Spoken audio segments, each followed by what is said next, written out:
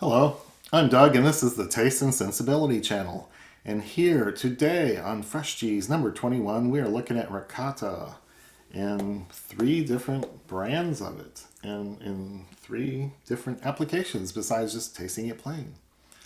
So I'm going to get right to it because this is going to be a busy, full review of this cheese. So my guide for fresh cheeses has been, well, let's whack myself in the head and make a comedy.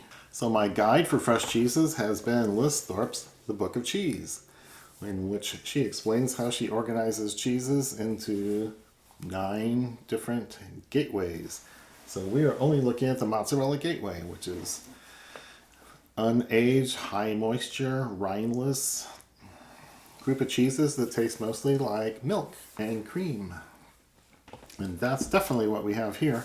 She says this ricotta is the only cheese worth making at home. And I'm not going to talk about making it at home, but she explains a little bit of that. I have here Belgioioso. I have Breakstone ricotta. I have Whole Foods 365 brand ricotta. So all these are available nationwide. So I've seen this in lots of places. Belgioioso. Breakstone's a national brand. Whole Foods is a national brand with stores in many states. But before we get tasting, I want to remind you to like the video, give it a thumbs up, leave some comments, leave some questions, and subscribe to the channel. And when you click the bell, you'll get notified every time a new video comes out, Mondays and Thursdays. And I'm going to pop open the lid on the Belgioioso, which is really hard to say, and just give it a taste. It's very white. I've got some of the other 2 out. This one's white, this one's white, this one's a little off-white and creamy. I'm just going to take a little taste. It looks a little granular. It's like little particles in a white liquid, or it's a paste.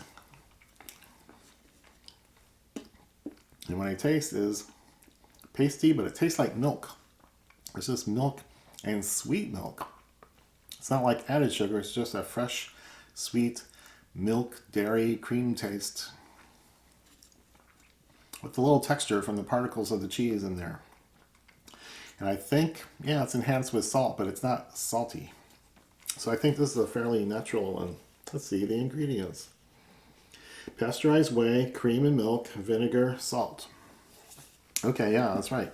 So ricotta is made from whey after they make Romano cheese. Oh, let me look this up. Yes, so to the bland watery liquid that's left after making Romano cheese, they can recook it down, get some more protein and fat to coagulate. They probably add a little milk or cream to it and do a little coagulation with some vinegar. And that's what is the coagulant here, I think. So what comes out is pretty tasty. Sweet, fresh. And this one's very white. I'll show pictures of all these labels so I don't have to flash all these things at you. But that is tasty. Did it say salt? I don't remember. Yeah, last ingredient was salt. And that, well, I don't really have to open it because I have a bowl full of stuff, but I'm just going to eat it with blueberries. So Breakstone is a national brand for cheeses, cottage cheese, fresher, dairy case type things. And its ingredients are pasteurized milk, whey, milk fat, salt, vinegar, guar gum, carrageenan, xanthan gum. So it's milk and whey, added fat, a little salt, and then they use gums as thickeners. And this is not very runny. High moisture, but not runny. There again, it's not quite as dairy tasting, not quite as sweet or fresh tasting. It's got the same texture and mouthfeel as the Belgioioso. And the saltiness level is about the same. It's not doesn't strike you as salty or salted, but you can tell the flavor's enhanced more than milk would have without a little pinch of salt in there. So that is good, unless you've had this one right before. And then we got the Whole Foods 365 brand of cheese. These ingredients are whey, pasteurized milk, pasteurized cream, distilled white vinegar, and salt. So it sounds much like this one. And a little bite. Bigger particles. A little more tartness. But dairy, not especially sweet. Not especially salted or salty. So they're all slightly different, but the ways that they're different are not all that important. So most people, I think, know ricotta as a layer in a lasagna. It's that white pasty stuff that's in between all the layers of pasta and sauce and meats that people like. So I have made such a preparation. This is just grocery store elbow macaroni. It's Italian, but I cooked it to al dente. I threw in some jar sauce, ragu, I think, and then I put a layer of this Belgioso in the middle. And I will grab a fork and see what's in here. So it should have been warmed up enough, and the residual heat probably smushed and melted and made the cheese more liquid, but I was just going to do the flavor combination of saucy pasta and the ricotta. And I guess this was, of all the three, this was the most sweet, most dairy, most milk-like. So those are the notes I'm expecting here.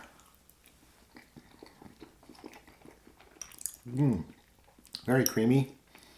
Still get a little particle sensation, but mixed in with the sauce and pasta and heat. I think it's pretty much melted or gone more liquid. That is a great dairy note to have in a pasta and sauce dish.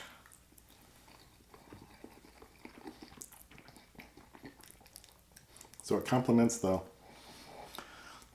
tartness of the tomato sauce, the acid that's in it. And the dairy notes are a definite flavor contrast or difference. So I'm not going to eat the whole thing here, but just wanted to give a simple case of pasta, sauce, and ricotta cheese. Now, what's this next one?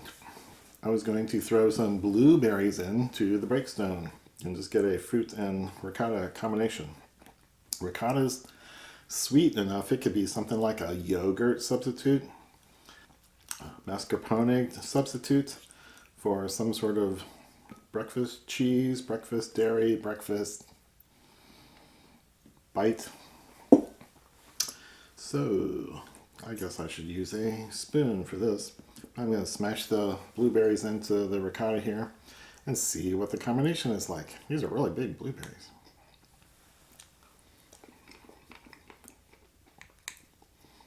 So these are fairly sweet blueberries. Oh wow. Yeah, it's like finding a big chunk of fruit in a fruity yogurt. So the fruit really complements the dairy taste. Juicy, fruity bite with all the creaminess and milk flavors.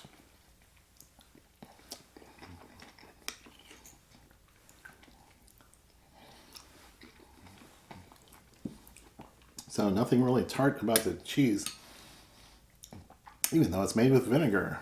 So that's good. I like this. And then the last thing I want to do is put a little honey into this 365 brand. So I got a little bowl here with this more yellowish ricotta cheese from Whole Foods. And I'm putting on Winter Park avocado honey, which is a strong flavor. More like molasses or something fairly vegetal on one little edge or corner. And I know that this sort of thing goes pretty well with dairy flavors. So, another spoon and I'll dip out a few bites. Yeah. Wow. It's a good strong flavor, complement, a contrast. It's doing several things. The cheese by itself wasn't especially salty, but next to the honey, you go, oh wow, there's some salt there that makes the dairy notes stand out more. So, you don't get so much of the molasses character of the avocado that's in here with the cheese. Avocado honey, which tastes nothing like avocado. Okay. That's good. And for my second act, I'm going to throw on some Sans buckwheat honey, which is also a strong flavor.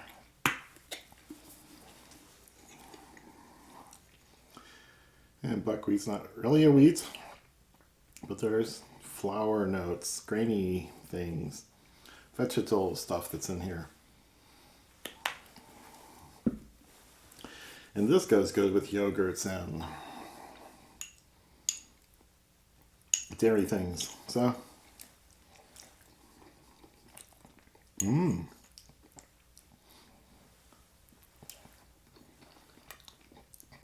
I can't quite place what it tastes like.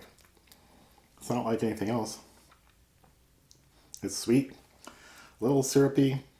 It's not a molasses sweet. It's not really honey in flavor, like the mild honeys most people are used to.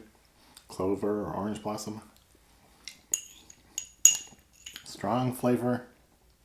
I don't know what to call it, but it goes well with the dairy notes. So, even if you can't name things, you can still like them. That's a pretty strange demonstration of ricotta cheese, which most people think of as a lasagna ingredients, but you can do all kinds of things with it. It's way sweeter than most people think. It's way fresher and milky tasting than most people think. Makes me want to put it in coffee. So, speaking of coffee, I think we're within striking distance of the end of the fresh cheese reviews. At number 24 or 25, we'll see how long it takes. But after that, we're going to be looking at coffee and all aspects of making it, or buying it, or drinking it. So once again, like the video, give it the thumbs up, leave some comments, leave some questions, leave a subscribe, and leave a bell click to get notified when the new videos come out. So come back for the rest of the cheese and then come back for some coffee. And we'll see you later.